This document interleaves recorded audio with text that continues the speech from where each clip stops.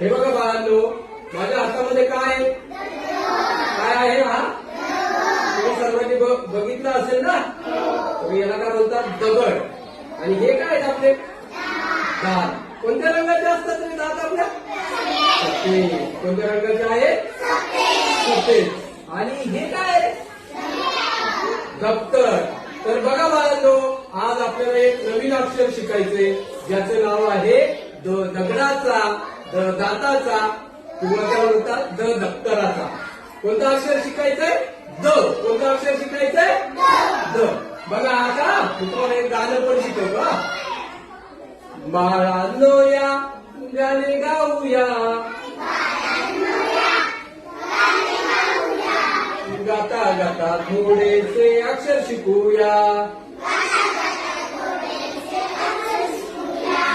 अर्धी वाटी काढूया, आडवी रेष जोडूया,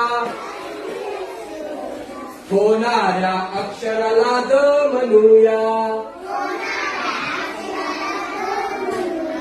होणाऱ्या अक्षराला द म्हणूया. सोपा आहे की नाही?